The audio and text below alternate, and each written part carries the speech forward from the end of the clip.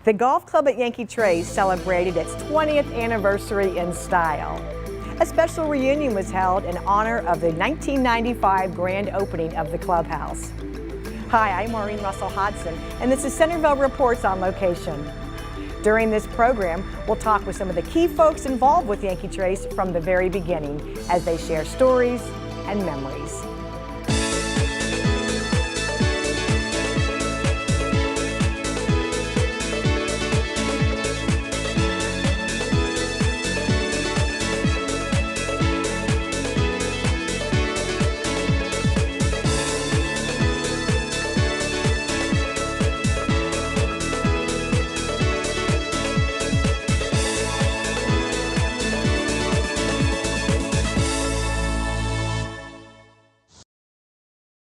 Back in the early 1990s, an ambitious Centerville City Council made the decision to build a golf course that would provide recreation as well as offer a community gathering place. Well, you know, it's really funny. I was elected in 1989. The very first meeting we had, they called me and the other new council member in, Mark Beasley, and told us of this plan that had been aborting for, I don't know, 2-3 years at that point. They already had options on a lot of the land. And I was just stunned by the audacity of it and just how neat it was. And it was funny because then, you know, we took office January of 1990, so I was able to really be there while Shirley Heinz, the mayor, just led us into this great development that's turned out so fine for the city. We were going to all hit golf balls, and it was somewhat like the day today, raining, a great deal of rain. And we all hit it over, tried to hit it over the pond. No one made it, hit it over the pond, but that was the initial first golf ball hit at Yankee Trace, and that was when it was completely a mud patch at that point. And there was no grass or anything. All we had was Gene Bates, the golf course designer, was beginning to design the course at that point, and just a little bit of shaping going on. Shirley hit the first golf ball. That was, I believe, a Saturday morning, and then we all went back and discussed further aspects of the course back at the city building. We heard the buzz, you know, the council's considering, you know, a golf course. I know council wanted to do something to give back to the community. From a staff person, we were all excited because this was something new, it was something fresh, it was something that we knew that we could build the city on for the future. And the newly hired city manager hit the ground running. Well, I received a phone call from Shirley Heinz in early 1992 asking me if I'd be interested in being the next city manager at Centerville. Went through an interview process, was hired I believe in April, started the last week in June, and we had a big project ahead of us with the golf club at Yankee Trace. We had to put together our internal team with our golf course superintendent and our food and beverage director and our head golf professional. We had to assist with the design of the clubhouse. Brian Choi was the architect, Joe Becks were the contractors, and so our staff worked very closely with them. We worked very closely with the golf course superintendent, Gene Bates, and his staff, and the subcontractors, the land planners, the civil engineers. And then we also interviewed several housing development groups to be our master developer. We ended up choosing Great Traditions Land and Development Company, and so they've been our master developer for the last 20 years. So a lot of moving parts, a lot of coordination, but an opportunity to meet some tremendous people over the years. I was lucky enough to be involved in this project from the conceptual moment when it was born, when City Council decided that they wanted to build a first-class recreational amenity for the city, through the completion of the project. As far as the golf course and the clubhouse was concerned, I was the assistant city manager during that time, and I was also the project manager for the golf course and the clubhouse. So I literally was on the ground the entire time. So to see this beautiful golf course and to see this gorgeous clubhouse alive and well and being embraced by the community is so rewarding. A staff of professionals was hired to handle the growing golf course development.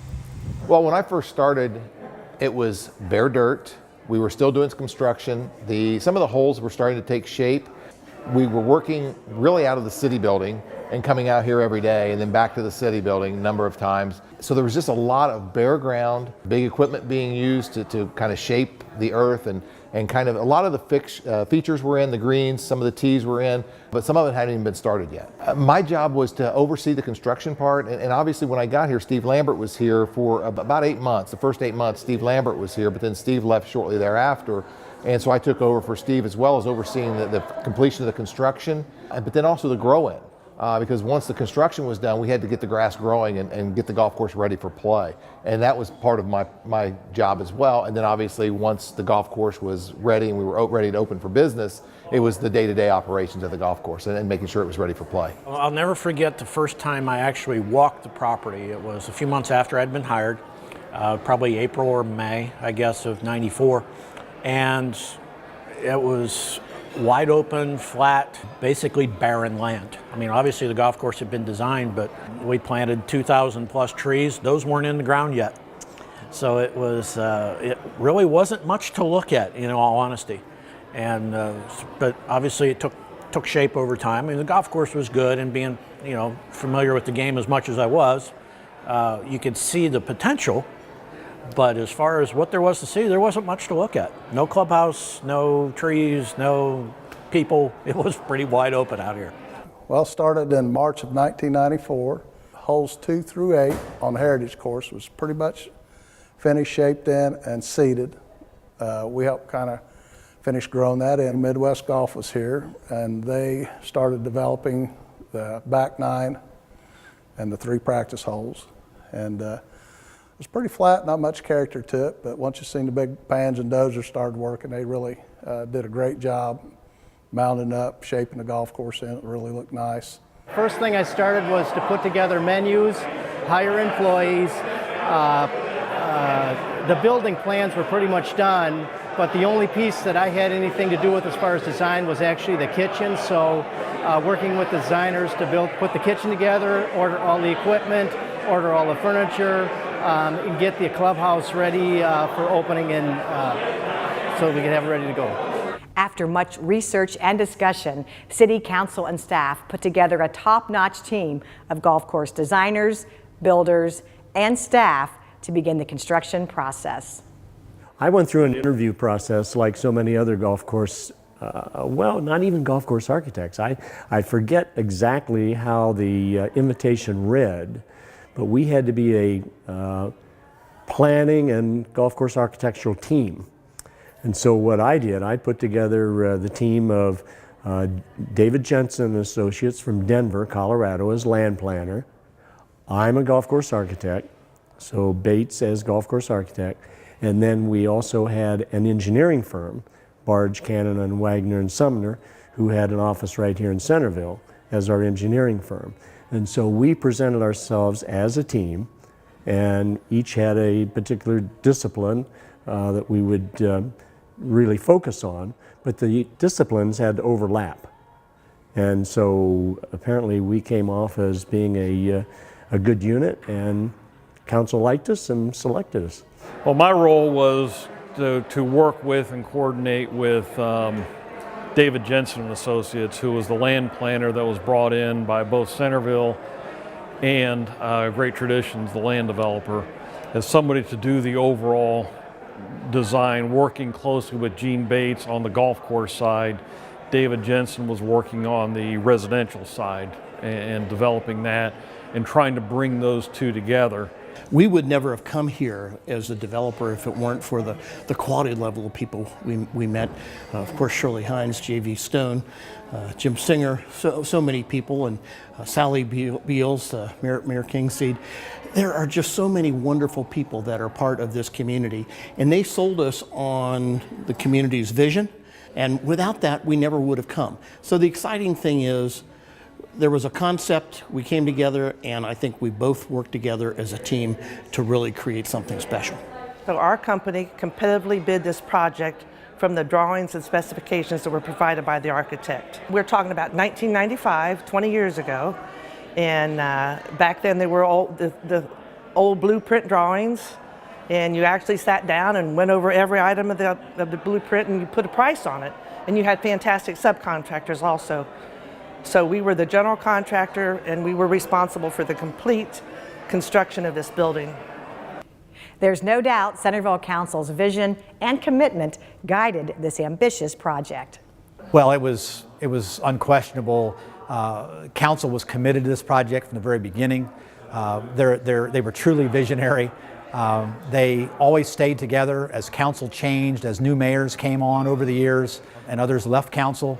The entire council group, from the original group of Shirley Heinz and J.V. Stone and Brooks Compton and Mark Kingseed and Sally Beals, Mark Beasley, from that original group, Jim Singer, they just totally worked together with one vision. And again, as it changed, they were just relentless. There was never any internal major disagreements. They remained focused on what they wanted to do. As Shirley Heinz always said, they wanted to create a recreational amenity that would be enjoyed for generations to come. They wanted to protect and preserve green space while there was still an opportunity in a growing community to do that. They wanted to create new housing opportunities that, quite frankly, other communities were enjoying that Centerville really didn't have available at that time. And I think the final thing was they wanted to create a gathering place. They wanted a place that was much more than just a place for golfers. And I think Yankee Trace today truly has become that, you know, whether it's for weddings, community events, special events. I think Yankee Trace holds a very special place in a lot of people's memories for the events that they've shared here over the years. It's fantastic to see the commitment that Centerville has had to Yankee Trace, because that's what it takes. It's not a short-term thing. When you design a golf course, when you build a golf course, it is a long-term commitment. It's years and years. And part of my new position, I see golf courses that are hundreds of years old. So thinking about Yankee Trace, I mean, we've built something here in Centerville that will last hundreds of years and beyond. Unlike most golf communities, you know, this one took a little longer to build. So we had opportunities to make adjustments and, you know, minor course corrections, if you will, to kind of guide that project and really create a true gemstone in Southwest Ohio. There's nothing like Yankee Trace, and we've got a mix of housing that we otherwise wouldn't have had. What was once farmland at the southern end of Centerville quickly became a catalyst for development near Yankee Street and Social Row Road.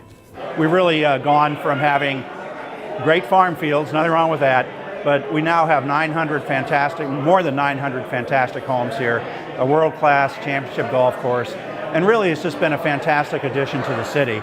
It really has been, I think, a very strong catalyst for development in this entire part of Centerville and Washington Township, and really some of the northern areas of Springboro and Clear Creek Township. I think Yankee Trace has just been a real springboard for development in this area.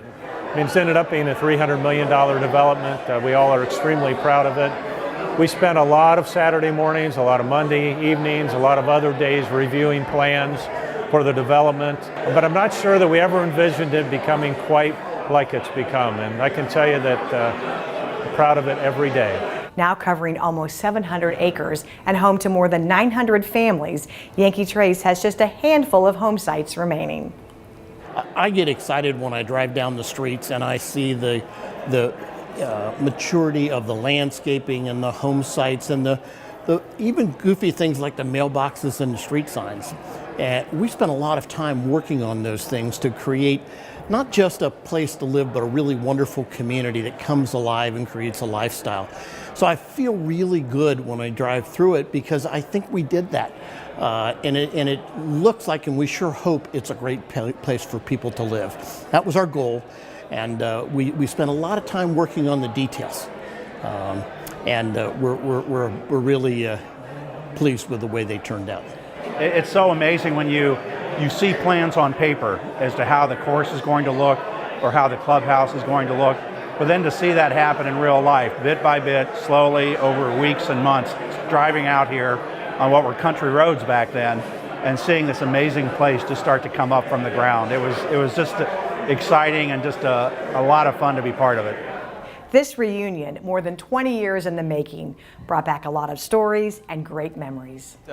I think probably one of the greatest memories was when we actually opened up that golf course and we cut that ribbon 20 years ago to that day, and it was a reality, and we'd accomplished this great goal, this vision, this mission that we've been on to open this golf course to the public and let the public embrace it. I remember that vividly, how proud everybody was.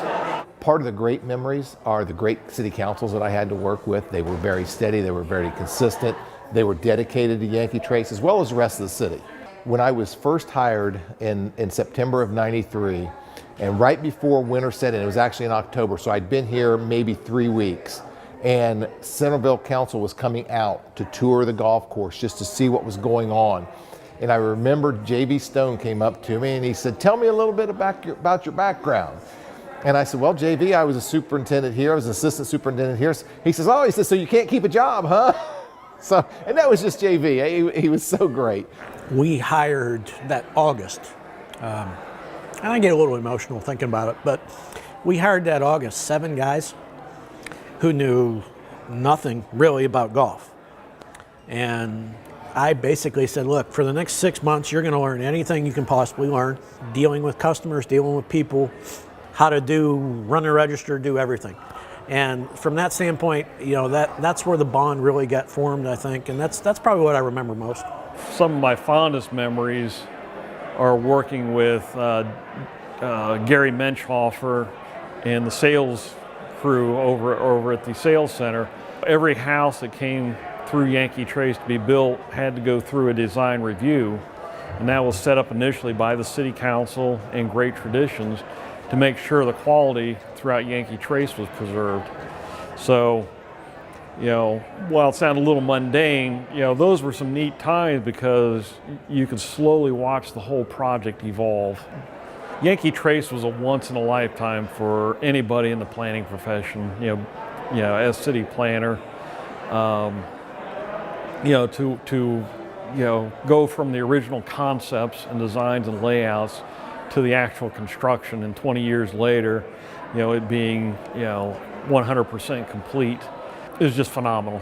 When the course was being built in 1994, before it opened in '95, they were putting down the grass seed, and my younger son and I, along with our older son occasionally, but my younger son, one time in particular, we used to come down and walk down hole number 18, which is the par 5 finishing hole, when the grass was being developed, and he would have his soccer ball, and we would kick the soccer ball the 500 some yards down to where the green would be. And we'd talk about a number of things, and he reminded me of that just the other day. He wrote a little thing to me about how much fun that was and how much he remembered it. This 20th anniversary celebration brought together these key folks to catch up, share some stories, and of course, play some golf.